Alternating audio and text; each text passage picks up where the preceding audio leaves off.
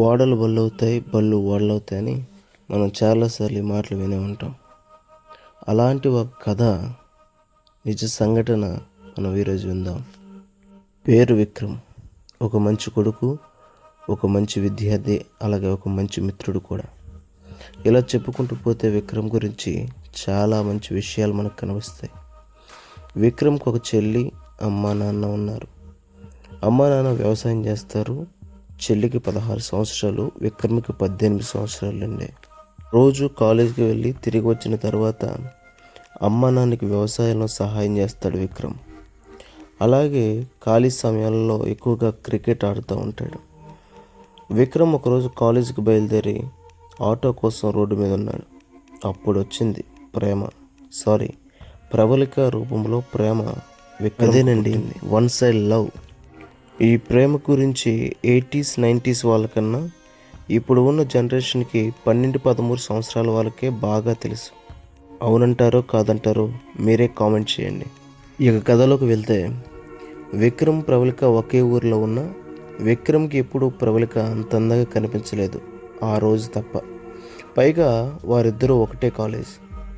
ప్రబలికని Vikram road మీద చూసిన దగ్గర నుండి అతని మనసులో ఏదో తెలియని ఫీలింగ్, అదే ప్రేమ పుట్టింది. అప్పటి నుండి మన విక్రమ్ దోమల మందు కొట్టేవాడిలాగా ప్రబలిక ఇంటి చుట్టూ తిరిగేవాడు. విక్రమ్ ప్రబలికని ఎప్పుడూ దూరం నుంచి చూసేవాడు, కానీ ఎప్పుడూ మాట్లాడే ప్రయత్నం చేయలేదు. ఒకరోజు బలవడానికి ముహూర్తం చూసుకొని విక్రము ప్రబలిక దగ్గరికి వెళ్ళి తన మనసులో ఉన్న మాట చెప్పాడు. ఇంకేముంది, గొర్రె బలైపోయింది. అప్పటి నుండి no friends, no cricket, no వ్యవసాయం. బాబురా తోటలోకి వెళ్దామని అమ్మ పిలిస్తే, లేదమ్మా నేను చదువుకోవాలి, ఇంటి దగ్గరే ఉంటానని ప్రబలిక ఇంటి చుట్టూ గుర్కా తిరిగినట్టు తిరిగేవాడు. విక్రమ్ ప్రబలికలు వీళ్ళ విషయం ఎవరికీ తెలియదు అనుకునేవారు, కానీ ఊరు మొత్తం వీళ్ళ వ్యవహారం తెలుసు. చూస్తూ ఉండగానే 3 సంవత్సరాలు అయిపోయింది. ఆ కాలేజీ నుండి ప్రబలిక వేరే కాలేజీకి వెళ్ళింది. విక్రమ్ చదువు ఆపవలసి వచ్చింది, ఎందుకంటే సబ్జెక్ట్ ఉండిపోయాయి. మరి అమ్మాయి రోజు కాలేజీకి వెళ్ళొచ్చిన తర్వాత విక్రమ్తో ఫోన్లో గంటల తరబడి మాట్లాడేది. డైరెక్ట్గా కలుసుకుని మాట్లాడుకునే సందర్భాలు చాలా తక్కువ. విక్రమ్ ఉండిపోయిన సబ్జెక్టులన్నీ కూడా ఇంటి దగ్గరే ఉండి క్లియర్ చేశాడు. ఇలా చూస్తూ ఉండగానే 1 సంవత్సరం పూర్తయింది. ప్రబలిక ప్రవర్తనలో ఏదో తెలియని మార్పు విక్రమ్ ప్రతిరోజు విక్రమ్తో గంటల తరబడి ఫోన్లో మాట్లాడిన ప్రబలిక రోజులు గడిచే కొలది నిమిషాల్లోకి వచ్చేసింది. ఈ ప్రవర్తన, ఈ మార్పు అంతా కూడా విక్రమ్ గమనిస్తున్నాడు.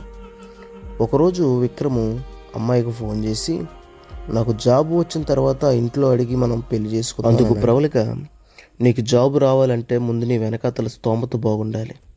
నువ్వు పెట్రోల్ బంక్లో ట్రై చేస్తే బాగుంటుంది, కనీసం 10-12 వేలైనా వస్తాయి అని విక్రమ్ గుండె పగిలేలా మాట్లాడింది.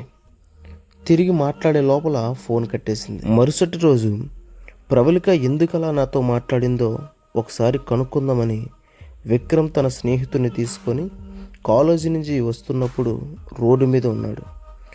దూరం నుండి విక్రమ్ని చూసిన ప్రబలిక వాళ్ళ నాన్నకు ఫోన్ చేసి చెప్పింది. ప్రబలిక దగ్గరికి రాగానే విక్రమ్ తనను ఆపి, నిన్న నాకుతో ఎందుకలా మాట్లాడావని అడిగాడు. అందుకు ప్రబలిక, నేను నిజమేగా మాట్లాడాను, అందులో తప్పేముందని కొంచెం విసుగ్గా అంది. అందుకు విక్రమ్, మనం ప్రేమించుకొని 4 సంవత్సరాలు అయింది. నేను జాబ్ కోసమే ట్రై చేస్తున్నానని నీకు బాగా తెలుసు. నేను మీ ఇంటికి వచ్చి మన పెళ్లి గురించి మాట్లాడాలి అంటే ముందు నాకు జాబ్ రావాలి, అందుకని ఇప్పటివరకు నేను ఆగానని. ఆ మాటలకు ప్రబలిక చిన్నగా నవ్వి, మన పెళ్ళ అది జన్మలో జరగదు, ఎందుకంటే నీ ముఖానికి జాబ్ రాదు. ఒకవేళ వచ్చినా కూడా ఏ 10-15 వేల జాబ్ వస్తుంది. దాంతో ఎలాగో ఈ రోజుల్లో నన్ను మంచిగా నువ్వు చూసుకోలేవు, ఇంకెందుకు మనకు పెళ్ళి? ఇలాంటి కలలు కనడం మానేసి మంచిగా బ్రతుకు అంది. ప్రబలికలో ఇలాంటి మాటలు కానీ ఇలాంటి ప్రవర్తన కానీ ఎప్పుడూ విక్రమ్ చూడలేదు. విక్రమ్కి ప్రబలిక ఎందుకు ఇలా మాట్లాడుతుందో అర్థం కాలేని పరిస్థితిలో ఉన్నాడు. ప్రబలిక ఎందుకు ఇలా మాట్లాడుతున్నావని కొంచెం దగ్గరగా వెళ్ళి మాట్లాడుతున్నాడు.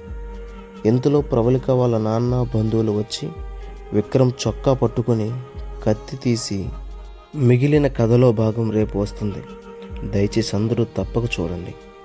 ఇప్పటి వరకు కథ ఒక లెక్క, ఇక మీదట ఒక లెక్క. ఎవరూ మిస్ అవ్వద్దు. యువత మీరు అస్సలు మిస్ అవ్వద్దు. ఇది మీకోసమే. ఇలాంటి మరిన్ని స్టోరీస్ కోసం మీ ట్రూ స్టోరీ ఉంది. అందరికీ నమస్కారం.